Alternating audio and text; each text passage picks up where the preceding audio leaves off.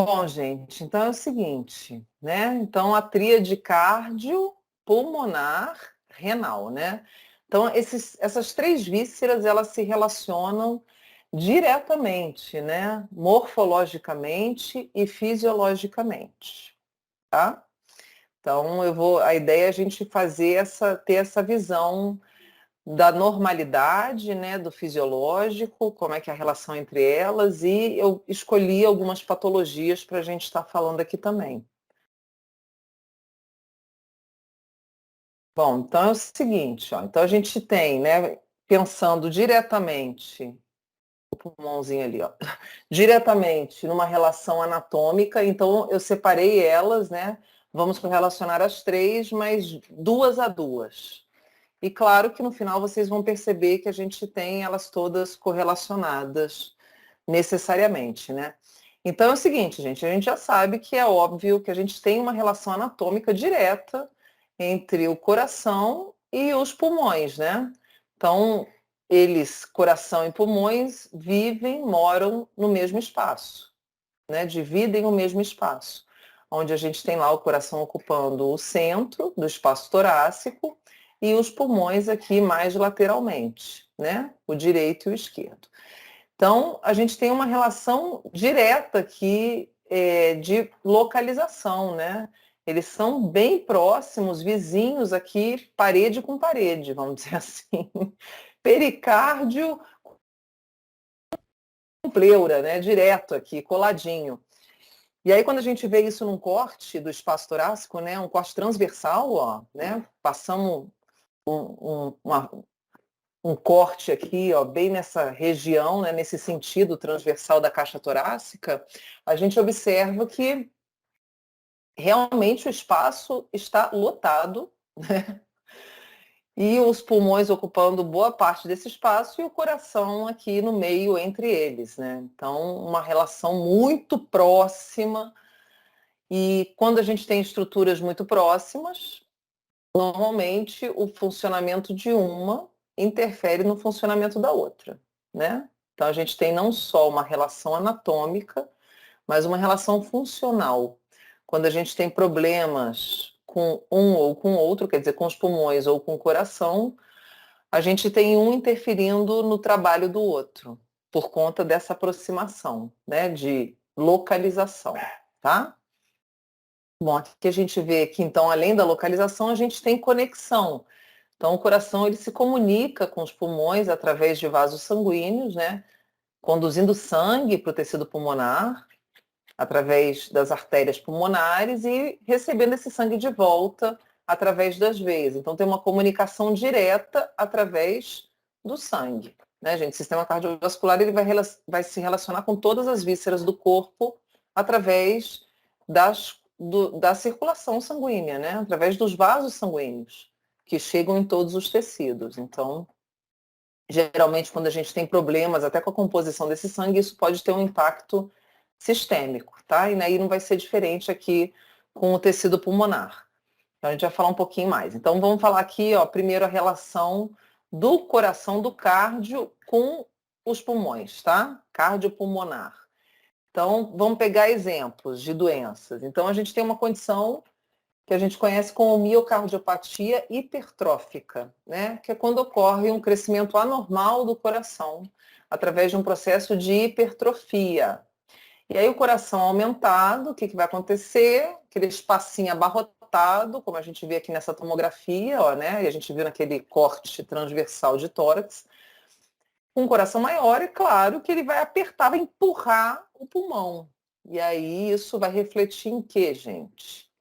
Em alterações respiratórias, né? A pessoa manifesta falta de ar, ela vai ter sinais respiratórios muito evidentes que foram provocados pelo quê? Uma doença respiratória?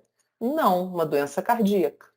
Mas pelo fato da gente ter o coração ali do lado do pulmão, a gente tem ele, quando ele cresce, ele acaba afetando os pulmões, tá? Diretamente, né? Então, uma alteração morfológica do coração, produzindo uma alteração funcional do tecido pulmonar, né? Morfológica também e funcional, porque o pulmão ele vai ficar mais apertadinho ali, né? Principalmente aqui considerando uma hipertrofia Ventrículo esquerdo, ó, o pulmão esquerdo ele já é menor, ele vai ficar menor ainda, tá? Aqui no raio-x a gente consegue visualizar bem isso. Olha o tamanhão desse coração, gente. Olha o que sobra de espacinho para o pulmão esquerdo aqui. A pessoa praticamente perdeu o lobo inferior, né? Que é a parte de baixo. Está mais com a parte de cima um pouco mais livre. E além disso, a gente tem também o diafragma sofrendo compressão desse coração maior, com dificuldade de realizar os movimentos ventilatórios. Tá? Então, vai afetar diretamente a função ventilatória do indivíduo, uma doença cardíaca. Ah, o coração não vai ter problema? Claro que vai também, né? Lógico, ele é que está doente, ele vai apresentar problema logo, mas ele também vai afetar os vizinhos, tá, gente? Então tem que lembrar disso, né? Às vezes você vê uma pessoa com dificuldade ventilatória, a gente pensa logo que ela está com uma doença respiratória. Mas não, ela pode ter um problema cardíaco, tá? E aí, claro que isso vai interferir na oxigenação do sangue, vai levar a outros problemas, né? No corpo todo. Isso vai ter um impacto, pode ter um impacto sistêmico, como uma acidose, por exemplo, alteração da composição sanguínea, por conta de um pulmão já não funcionando tão bem. Então, aqui uma outra situação, gente. Insuficiência cardíaca esquerda, tá? Então é o seguinte, né? O coração, vocês sabem, ele apresenta dois lados bem separados, né? O lado direito, onde a gente vai ter o átrio e o ventrículo, aí existe um septo que separa o lado direito do lado esquerdo, onde a gente também tem um átrio e um ventrículo. Esses dois lados, direito e esquerdo, eles recebem sangue de origens, vamos dizer assim, diferentes. O lado direito recebe sangue do corpo todo através das duas veias cava. O lado esquerdo vai receber sangue proveniente do tecido pulmonar. Então, o lado direito recebe sangue venoso e o lado esquerdo recebe sangue arterial. Se eu tenho problemas com funcionamento, que é o caso da insuficiência, ó, insuficiência é uma falha de função, né? Então o coração ele não está realizando a sua função como deveria, ou seja, bombear sangue. Por algum motivo, esse miocárdio, aqui no caso, como a gente está falando, esquerda, né, do lado esquerdo, então ventrículo esquerdo, ele está com problemas de contração, ele está contraindo menos, que é o que a gente verifica na insuficiência cardíaca. Se ele contrai menos, gente, a gente tende a ter problemas aqui no volume de sangue que sai do órgão, né? Então ele recebe, só que ele não joga esse sangue para frente no volume que deveria. Então eu fiz um esqueminha aqui para a gente ilustrar um pouco isso, ó. Então a ICC esquerda, né? Então ICC insuficiência cardíaca congestiva.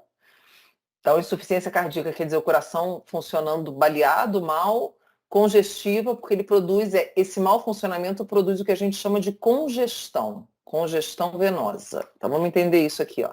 Então essa ICC esquerda, ela vai produzir duas alterações importantes aí, ó, que vão ter impactos em pontos diferentes. Uma é a queda do volume ejetado de sangue, tá? Então o coração vai ejetar, vai bombear menos sangue porque ele está contraindo menos, está contraindo mais fraquinho. E aí esse volume de sangue que normalmente é em torno de 5 litros por minuto, ele vai estar menor do que isso. Então a gente diz que houve uma queda do chamado débito cardíaco, que é esse DC aqui.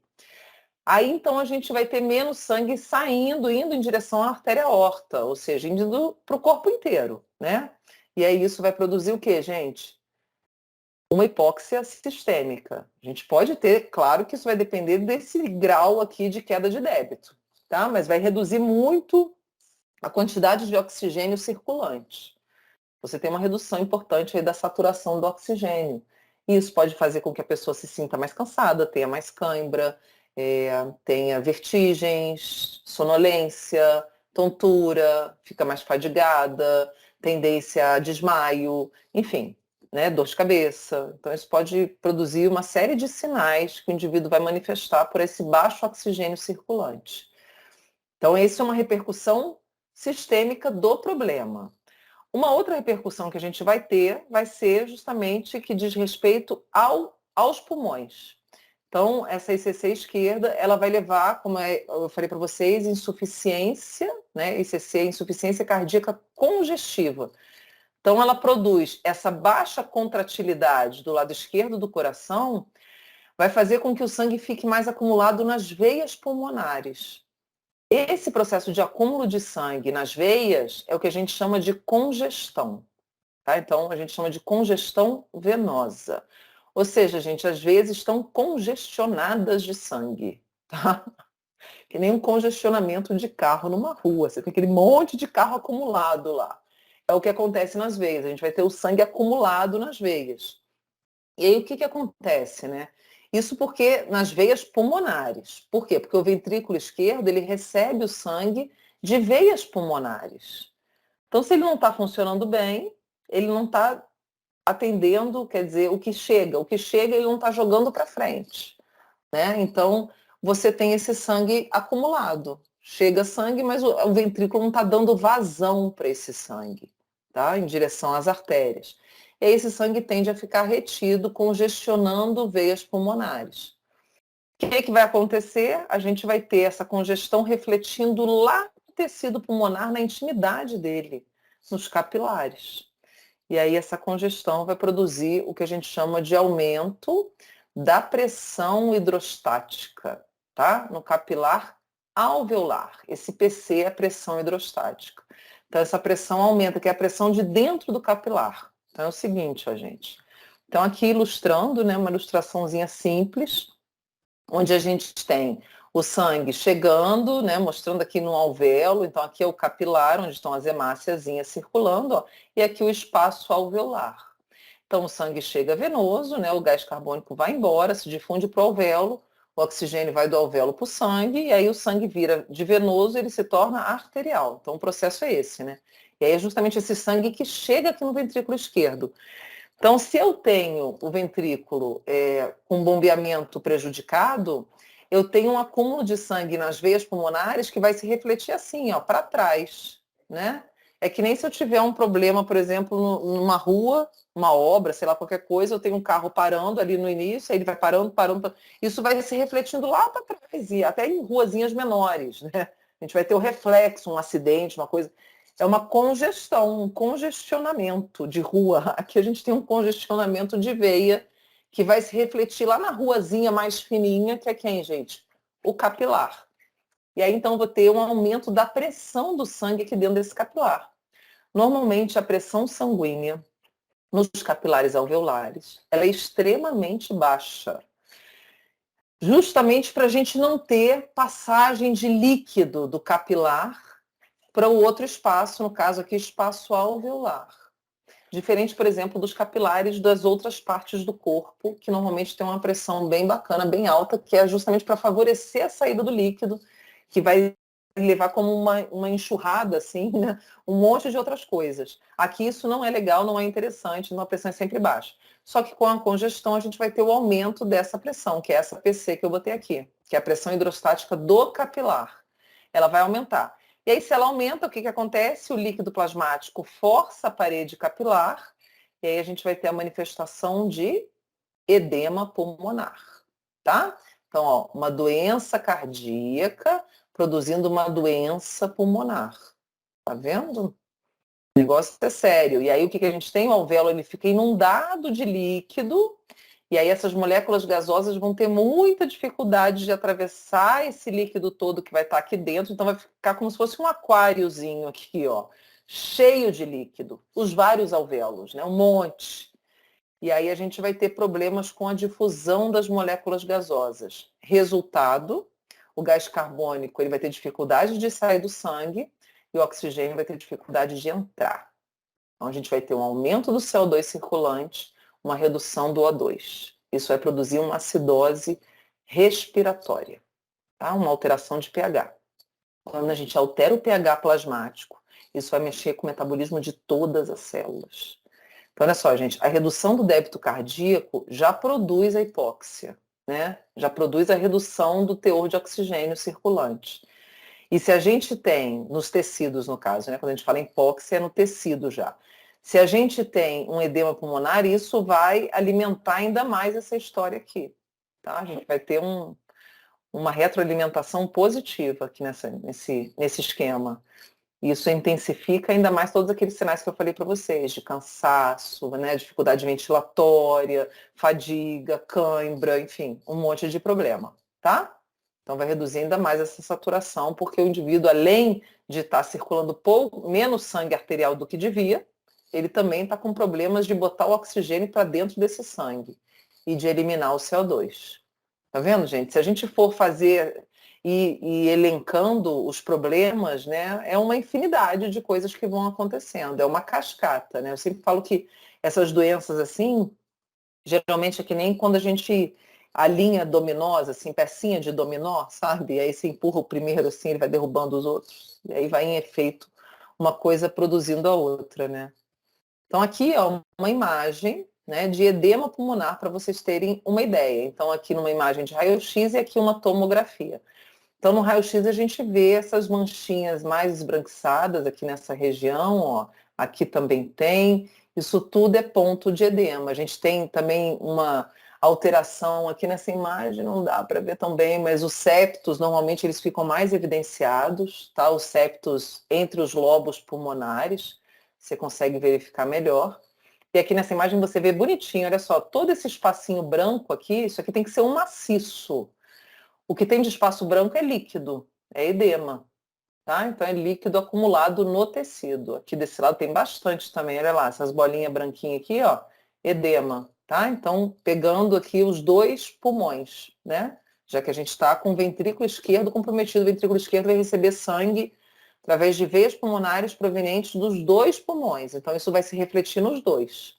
Então um problema aí bilateral, né, que a gente vai ter de consequência. Agora vamos pensar o contrário, né? Como é que o pulmão, um problema pulmonar pode interferir no coração? Vamos inverter aqui a situação. Então, a gente viu ali doenças primárias que são de origem cardíaca, tá? Que eu comentei com vocês. A hipertrofia cardíaca e a ICC esquerda, insuficiência. As duas produzindo alterações no tecido pulmonar. Agora, uma doença pulmonar que tem repercussão cardíaca. Então, a doença primária no pulmão. Então, vamos ver aqui, ó. Então, o exemplo que eu pensei aqui em estar falando para vocês, né? Então, botei os exemplos que, assim, que vêm de cara, que são os mais batidos, vamos dizer assim, e clássicos. É a hipertensão arterial pulmonar, tá? Então, a hipertensão arterial pulmonar, né, ela é uma doença que atinge artérias pulmonares. Então, a gente tem a hipertensão arterial sistêmica, que vai atingir as artérias sistêmicas do corpo. Esse é o aumento da pressão das artérias pulmonares. Ah, mas esse indivíduo, então, ele é o hipertenso? Não. Quando a gente chama alguém de hipertenso, a gente está se referindo aí à pressão arterial sistêmica, tá? Aqui a gente está falando da pressão da artéria pulmonar. Então, é uma doença que atinge isoladamente esses segmentos vasculares, especificamente, tá, gente? Então, muitas vezes a pessoa que tem hipertensão arterial pulmonar, ela de repente, na maioria das vezes, ela apresenta uma pressão arterial sistêmica normal. Ela é normotensa, tá? Ela vai ter só o problema nas artérias, nas artérias pulmonares. E a maioria das vezes isso é causado por enrijecimento da parede dessas artérias, tá? Por questões, muitas vezes, tem um componente genético importante, a gente pode ter uma alteração dessa parede, né? A gente pode ter acúmulos nessa parede que tornam ela mais rígida, enfim, uma redução da elasticidade delas. Então, é específico para a artéria pulmonar, tá, gente? Então, vai fazer aquela aferição de pressão normal lá com esfingo, né, para ver como é que tá, vai ver normal.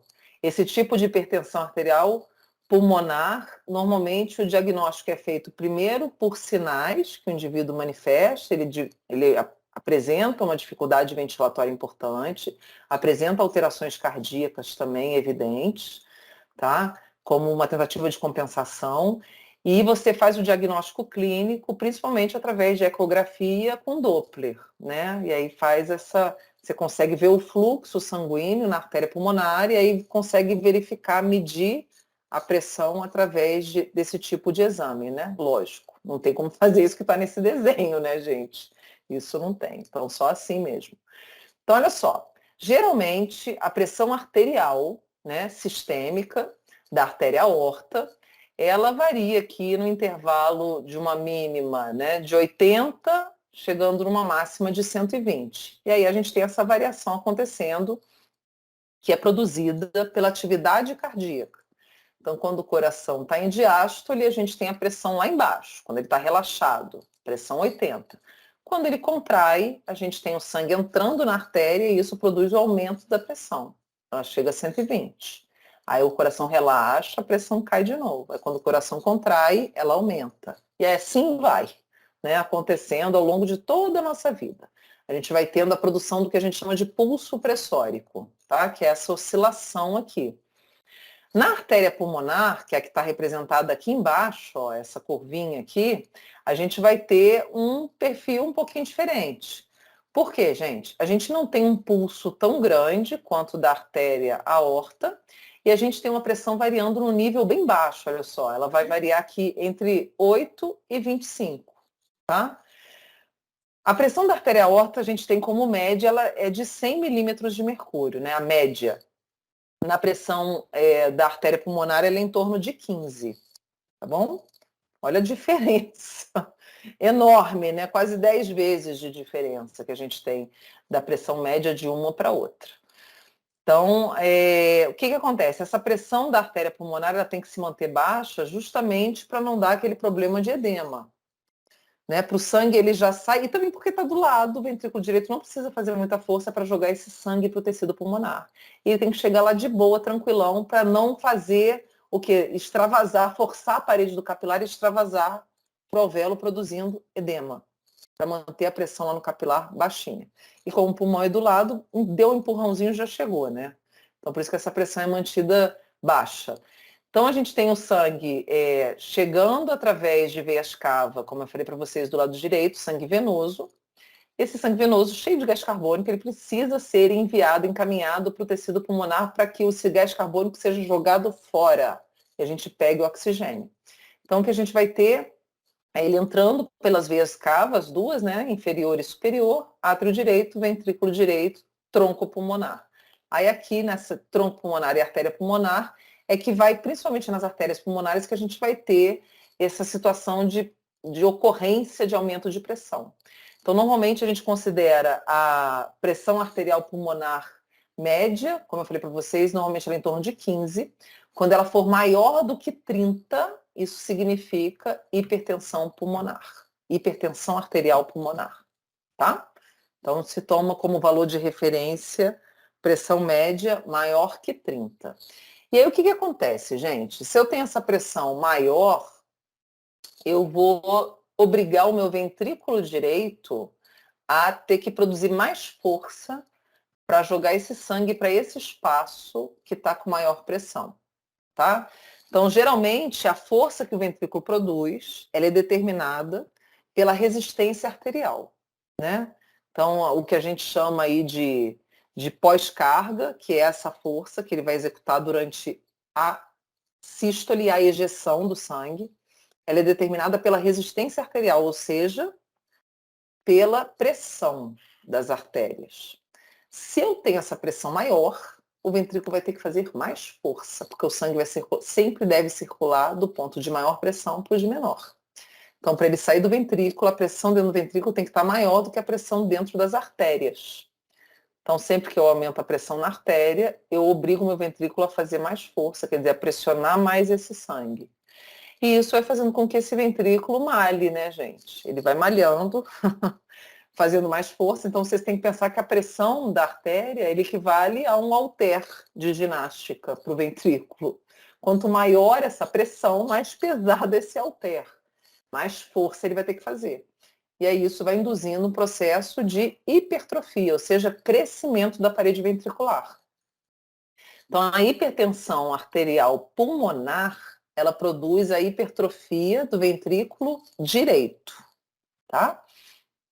A hipertensão arterial sistêmica, quando é na artéria aorta para frente, a pressão alta, a gente produz uma hipertrofia de ventrículo esquerdo, que foi o que a gente viu naquelas imagens lá que eu mostrei para vocês de hipertrofia cardíaca, né? Então a gente tem ali uma situação de provavelmente o coração do indivíduo hipertenso, é a principal causa de hipertrofia. E no caso do ventrículo direito, a gente tem hipertensão arterial pulmonar levando à hipertrofia de ventrículo direito. Lembrando o seguinte, gente, é uma doença extremamente rara, tá? Não é uma doença muito comum, não. E aí a hipertensão arterial pulmonar, né? Hipertensão arterial sistêmica, vocês sabem, está cheio de gente aí hipertenso no nosso mundo inteiro, né? Uma pandemia de hipertensão. Então, o que a gente tem é o seguinte, esse ventrículo direito sofrendo essa hipertrofia, porque ele está tendo que ralar mais para jogar esse sangue para a artéria pulmonar que está com pressão maior, e isso, com o tempo, vai deixando esse tecido mais cansado, né? Desgastado, sobrecarregado. E aí a gente vai ter o desenvolvimento de insuficiência cardíaca congestiva direita. Então, aquilo que a gente falou para ICC esquerda, agora, então a hipertrofia ela pode levar à insuficiência cardíaca, tá? Tanto de um lado quanto do outro. Então, isso vai fazer com que a gente tenha uma insuficiência, quer dizer, ele vai ficar, entre aspas, cansado, mas que a gente vai ter esse ventrículo sendo lesionado, porque quando a gente tem ele sendo obrigado a contrair mais forte, né, quer dizer, o aumento da força de contração, o aumento do que a gente chama de inotropismo, o aumento da pós-carga, isso vai fazer, gente, com que as coronárias que nutrem a parede cardíaca, elas sofram mais pressão externa. Tá? Elas vão ser mais comprimidas. E aí isso leva a uma redução da oxigenação da parede ventricular e pode levar a pontos de infarto, o que leva a ICC. Tá? Então aqui no meio, muitas vezes, a gente pode botar um infarto agudo do miocárdio aqui no meio do caminho, que culmina na ICC direita. Tá? Então essa ICC direita, né, eu falei para vocês, a ICC esquerda produz edema pulmonar, porque congestiona veia pulmonar. Então, a ICC direita, a gente tem que ver que veias que desembocam aí, né? Então, quais veias vão sofrer essa congestão? Veias cava, né? Cava superior e principalmente a cava inferior, porque a cava superior é descida, todo santo ajuda, é mais de boa, né? Agora, inferior é dureza, é subida. E aí, se a gente tem um ventrículo direito que contrai menos, a gente vai ter o acúmulo de sangue na cava inferior. E aí o indivíduo vai manifestar edema de membros inferiores, tá? É claro, principalmente, é o principal sinal, né, de uma ICC direita, é você olhar para os pés da pessoa e ver aqueles pés inchados. É um sinal clássico. Mas é claro, né, gente, dependendo da gravidade dessa insuficiência, a pessoa vai manifestar edema em outras partes do corpo também, tá? Podendo pegar até membros superiores, até face, né, o que a gente chama de anasarca, que é um edema generalizado, tá? Então também pode ter um impacto mais sistêmico, isso aí vai depender do grau dessa insuficiência cardíaca. Mas esse edema. E aí o ICC esquerdo, como a gente falou, compromete tecido pulmonar, edema de pulmão. Então é só olhar as veias, da onde essa veia está trazendo esse sangue, né? Lá que vai ter o problema, tá? Bom, belezinha? Então vamos passar agora, ó, relação anatômica, né? Entra, olha que bonitinho, coração e os rins. Tão amiguinhos, né? Bom, gente, a relação anatômica é óbvio que está bem distante em termos de localização, né? A gente tem coração no espaço torácico, como a gente estava falando, e os rins estão no espaço abdominal, né? A região retroperitoneal, a posição posterior, então no abdômen, quadrantes superiores, mas bem recuado, bem para trás, bem perto da coluna vertebral e fora do peritônio. Então a gente diz que os rins eles têm uma posição retroperitoneal. Mas eles têm uma relação anatômica via sangue, né? Uma conexão sanguínea muito importante aí. Então, eu coloquei aqui para vocês, ó, o coração, então, ele vai bombear sangue para o corpo inteiro, através da aorta, né, que se ramifica em diversas artérias. Dentre elas, a gente tem a aorta descendo, a descendente, que vai se comunicar bem aqui, ó, nessas artériazinhas no rim. Então, a porção descendente da aorta, que passa por diafragma e chega até o abdômen, ela gera esses dois ramos, né, que vão, e ela vai passar bem no meio aqui, ó, gerando os dois ramos. A aorta que sai aqui do coração desce e vai se comunicar aqui. Esses dois ramos que a gente chama de artéria renal, né? Então tem uma artéria renal em cada um dos rins que vai conduzir sangue aqui para dentro do tecido renal e aí esse sangue sai através de veia renal. E aí para vocês terem uma ideia, né, essa comunicação se faz nesse ponto de curvatura aqui, ó, que a gente chama de hilo, o hilo renal. Para vocês terem uma ideia, gente, 25% do débito cardíaco todinho vai para os rins. Olha só, é lindo isso, né? 25%. Então é muita coisa, né? Se a gente pensar, um quarto aí do sangue vai para o tecido renal, né? Então a gente tem os rins recebendo um volume sanguíneo enorme. Por quê? Porque os rins são as nossas unidades filtradoras, né? Na verdade, são os néfrons que compõem os rins que vão fazer isso. Mas eles são os órgãos que filtram o nosso sangue, literalmente, né? Então o sangue entra aqui cheio de coisas que não devem ficar dentro da gente, moléculas tóxicas, moléculas que estão demais circulando. Então a gente tem um rim tirando esses excessos, o que é tóxico, e jogando fora através da urina, né? Então a urina da gente, ela é um resíduo desse processo de filtração. Né? Eu sempre falo para os alunos, sempre que vocês olharem para o xixi de vocês, vocês pensam, isso é um filtrado do meu sangue. Então é isso. Filtra o sangue, segura o que é importante e joga fora o resto, que é o que vai virar urina, tá? Então 25% do débito cardíaco destinado aos rins. E a gente tem esse sangue depois voltando para a circulação, sendo devolvido através das veias renais, né, e circulando e voltando para o corpo inteiro, depurado, ou seja, limpinho, gente, bonitinho, tá? E aí, inclusive, para o próprio coração. Né, ele volta para o próprio coração, vai nutrir e tal, depois de passar pelo tecido pulmonar, é claro, todo aquele papo. Então, a gente tem uma relação direta entre eles aqui, né, o coração e os dois rins. Importantíssimo, quando um fica mal, ele vai acabar refletindo no outro bem rapidamente. Então, eu botei a seta aqui nos dois sentidos, porque você não tem muito como. A gente até pode falar em doença primária e tentar ver se a história começou no coração ou começou no rim. Mas normalmente, independente quando começa num, afeta o outro, que afeta novamente aquele inicial, rebote, né? Então é meio cíclico. Tanto é que a gente tem uma síndrome associada a isso, que é a síndrome cardiorrenal, tá? Então é o seguinte, gente. A gente tem também a conexão funcional no que diz respeito controle de pressão arterial. Então, o trabalho renal vai ser muito importante para a manutenção da pressão nas artérias. E isso a gente sabe reflete diretamente no trabalho cardíaco. Então, tá vendo a conexão funcional deles? Então, quando a gente tem uma baixa quantidade de sangue chegando no tecido renal, esse rim ele aciona esse sistema renina-angiotensina-aldosterona.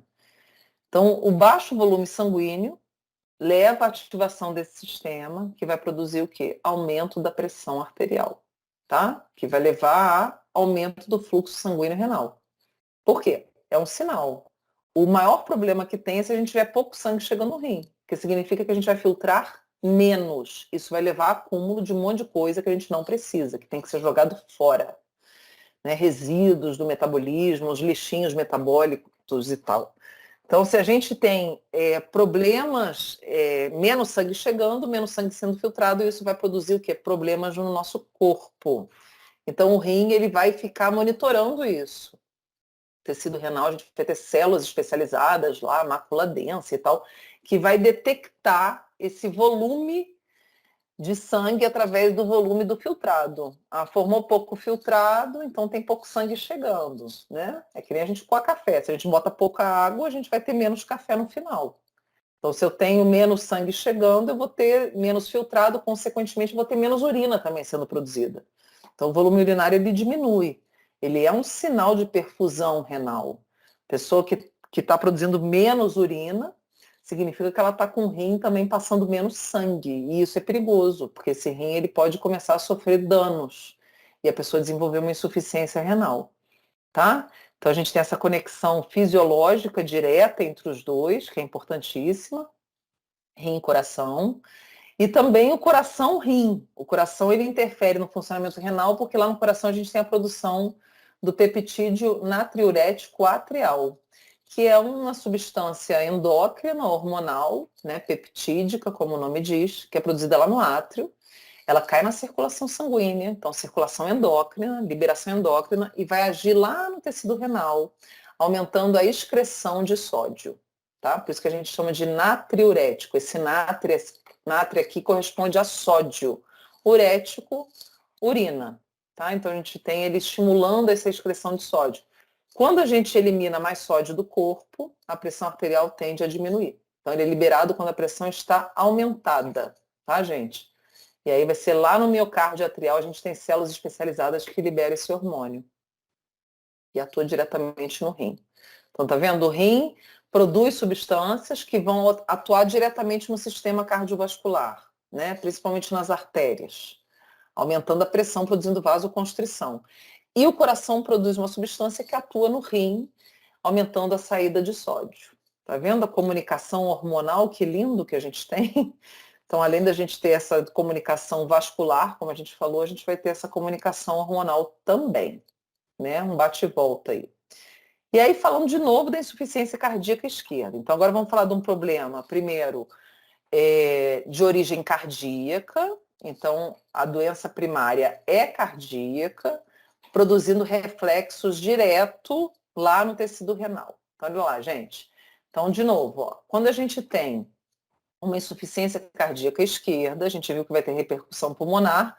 Vamos explorar mais o outro lado, lá da repercussão sistêmica que eu comentei com vocês. A gente vai ter queda do débito cardíaco, né? Ó, caiu o débito cardíaco, vai prejudicar todo mundo, mas o rim vai sofrer muito.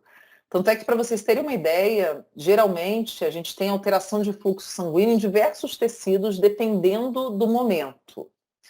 Por quê? Porque os tecidos eles têm atividade, nível de atividade diferentes. Um tecido muscular esquelético, ele tem maior atividade quando está em exercício. E em repouso ele tem menor atividade. Então você muda muito o gasto energético do tecido, dependendo da situação, né?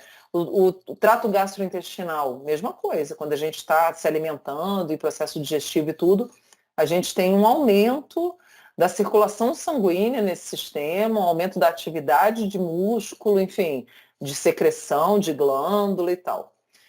Agora, o tecido renal, gente, o coração, né, e o tecido pulmonar, você tem um fluxo sanguíneo e o fígado, você tem um fluxo sanguíneo mantido constante, né? Esses órgãos a gente considera eles como órgãos nobres.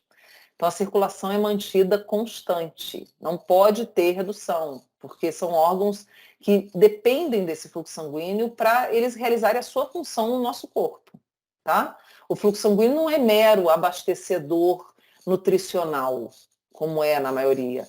Nesses órgãos ele é funcional, ele é importante para aquele tecido exercer a sua função, né? E no rim é assim, no fígado é assim, nos pulmões é assim e no coração também. Tá? Então, o que acontece? Quando a gente tem a queda do débito, a gente tem impacto direto na manutenção da função renal. E aí o indivíduo ele pode desenvolver o que a gente chama de IRA. O que é IRA? Insuficiência renal aguda. Tá? Então, é o rim trabalhando menos. Ó, de novo, insuficiência. Né? Quando a gente usa esse termo, a gente está dizendo que ele está com a sua função prejudicada, tá? Com baixa função. Né? A gente fala em insuficiência hepática, a gente fala em insuficiência cardíaca, a gente fala em insuficiência renal. Então, isso está associado com uma redução da função do órgão.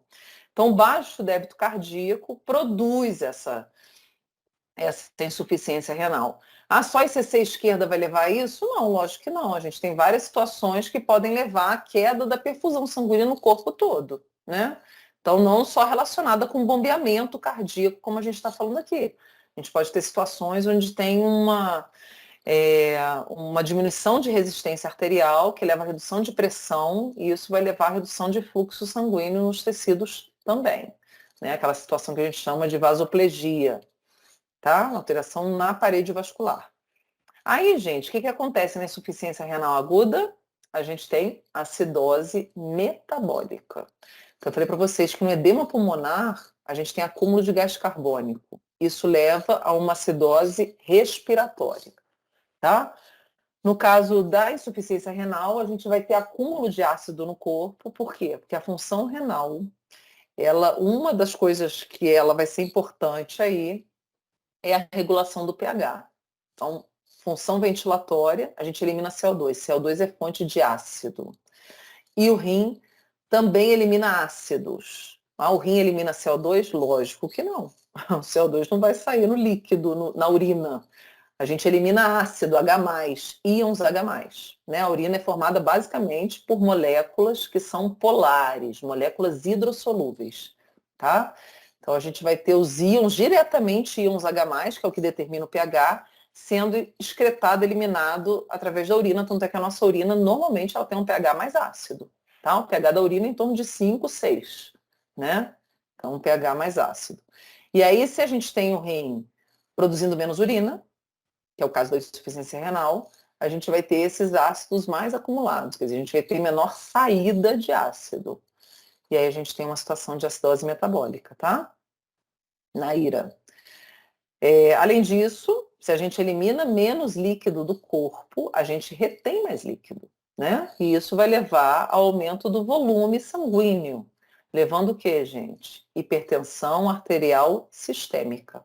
Olha só que babado. E aí isso vai ter repercussão, logicamente, sistêmica. As duas coisas, a acidose metabólica e a hipertensão arterial sistêmica. Então a gente vai ter a acidose metabólica, né? Esse pH menor, prejudicando a atividade das enzimas. Enzima é um negocinho enjoado. Enzima é exigente, né? Enzima exige pH, temperatura, concentração de substrato. Né? Vocês já devem ter estudado isso em cinética enzimática, né? Velocidade de reação e tal. Então, quando você tem uma situação de acidose, você vai prejudicar o trabalho das enzimas. Né? As enzimas gostam principalmente dos tecidos, das células, que fazem aqueles via glicolítica, ciclo de Krebs, fosforilação oxidativa, aquele papo todo que vocês já devem ter visto alguma vez, se não viram, vão ver na bioquímica. Então, quando a gente tem alteração de pH, a gente vai interferir naquilo lá. E aí você prejudica o metabolismo das células. Consequentemente, a gente vai ter o quê, gente? Menos ATP, lesão celular, morte de células, tá? O que vai levar à necrose de tecido. Olha só, olha a repercussão gigantesca que isso tem. Então, o problema renal é grave, né? A pessoa que tem uma doença renal com redução de função renal, ela está numa situação grave. Ela precisa tratar, precisa resolver, fazer hemodiálise, ver o que tem que ser feito, porque isso vai prejudicar o corpo inteiro, né? Normalmente eu falo, o rim, ele é um juiz do corpo, assim, ele bate o martelinho e decreta a morte de todo mundo. Tá? Porque ele vai ser responsável, gente, por inúmeras funções. Ele regula um monte de coisa, regula osmolaridade, regula pH, regula pressão arterial, regula um monte de coisa no nosso corpo. Então, quando ele falha, tudo isso fica prejudicado. E aí leva um desequilíbrio no corpo todo, um desequilíbrio sistêmico, tá? Então, olha lá. Então, a gente vai ter nessa situação, cadê o restante aqui? Gente, não apareceu. Aqui, repercussão sistêmica. Que é essa síndrome cardiorrenal, né? Então, essa relação que a gente tem direta entre uma doença cardíaca produzindo uma insuficiência renal, tá? Aqui um exemplo, tá, gente? A gente pode ter outras situações que podem levar a isso também. Bom, agora vamos pensar o contrário aqui. Vamos começar do rim, né? Produzindo o problema cardíaco. Então, por exemplo, eu peguei um exemplo aleatório, poderia ser outro, tá? Só para ilustrar. Então, na situação do diabetes, não é uma doença cardíaca, é uma doença endócrina, mas que vai ter repercussão direta onde? No rim, tá? Muitas vezes até primeiro no rim, para depois ter alguma coisa atingindo o cardiovascular, ou simultaneamente. Mas vamos partir aqui de um diabetes já causando uma insuficiência renal aguda, né? Então, nessa condição também, né? Além do quadro diabético, o indivíduo tende a desenvolver acidose, a ira também vai levar à acidose, né? E aí essa repercussão sistêmica, gente, vai se estender para o corpo inteiro, inclusive para quem? Para o próprio coração. É aquilo que eu comentei com vocês. A situação de acidose metabólica mexe com o metabolismo das células. Então, esse metabólico é porque é de origem renal, tá? Mas qualquer acidose, seja metabólica ou respiratória, ou qualquer alcalose, qualquer alteração de pH, seja para baixo ou para cima, vai prejudicar o trabalho das enzimas do metabolismo celular do corpo todo. E isso vai deixar essas células com menor produção de ATP, sem condição de manutenção de bomba só de potássio trabalhando, e isso vai levar o quê? entrada de sódio, entrada de água, e a célula vai sofrer lise, ela fica túrgida e lisa. E aí aqui, no caso do coração, tanto a acidose quanto a hipertensão arterial, que também, a hipertensão arterial sistêmica, produz maior esforço cardíaco. Lembra que eu comentei com vocês, quanto mais o coração ele tem que fazer força para contrair, mais ele oclui coronária, ele comprime parede coronariana, reduz fluxo de coronária. E isso tudo pode ocasionar em IAM, que é infarto agudo do miocárdio. Tá bom? Então a gente vai ter aqui essa relação, e é isso quando a gente tem a doença primária acontecendo inicialmente no rim e atingindo o coração, a gente chama de síndrome renocardíaca, tá? Mas todas entram nesse rol de síndromes cardiorrenal. E aí tem várias origens, várias, aí tem que ver se a doença é primária no coração, é esse nome tem a ver, né? Qual é a primária? Surgiu primeiro aonde? Se é no coração, é cardiorrenal. Se é no rim, é renocardíaca. Então tem uma regrinha aí. Agora, por último, gente, já fechando aqui, ó. Relação pulmão-rim, para a gente relacionar todos os três, né? 2 a 2, como eu falei para vocês. Mas ali eu falei, repercussão sistêmica. Então aquilo pode atingir tecido pulmonar? Pode, né? Então você tem tudo sendo atingido. Então vamos fazer essa relação aqui, ó. Então, de novo, o IRA, insuficiência renal aguda, né? Pode levar ao quê? Como a gente já falou, uma acidose, que diminui a excreção de ácido, e essa acidose vai ter que ser compensada. Isso vai aumentar a atividade ventilatória. Então a gente vai ter uma hiperventilação compensatória. Então o indivíduo que tem insuficiência renal aguda, ele tende a apresentar uma alteração no padrão ventilatório, tá? Então ele vai ter um aumento do ritmo de ventilação. Ele vai respirar mais ofegante, você nota essa ventilação de mais esforço, mais difícil, que é o corpo tentando eliminar ácido por uma outra via. Então a gente tem 2 vias principais de eliminação de ácido: o tecido pulmonar, o pulmão, né, o processo ventilatório através da saída do CO2, e a produção de urina através dos rins. Quando um está prejudicado, o outro acaba ficando sobrecarregado. A gente só fica com uma via de saída de ácido, tá? Então a gente tem um centro respiratório estimulando mais diafragma, e aí a gente tem um aumento da ventilação, tá? Bom, e quando a gente tem a situação contrária também, numa hipoventilação, então o indivíduo está ventilando menos do que devia, né? Aí a gente tem que também, isso vai levar a uma acidose não metabólica, tá, gente? Respiratória. Leva uma acidose. E aí a gente vai ter isso também sobrecarregando o rim, que vai produzir uma urina mais ácida, tá? Então a gente vai ter um aumento do processo de filtração e uma redução do pH urinário. Então quando veio lá o pH da urina, vai estar lá um pH bem ácido, 3, 4, e isso pode estar associado com uma queda ventilatória. Então rim e pulmão, você vai ter principalmente essa conexão através da regulação do pH. Os dois são importantes sistemas de regulação de pH, né? A gente fala de sistema de tamponamento.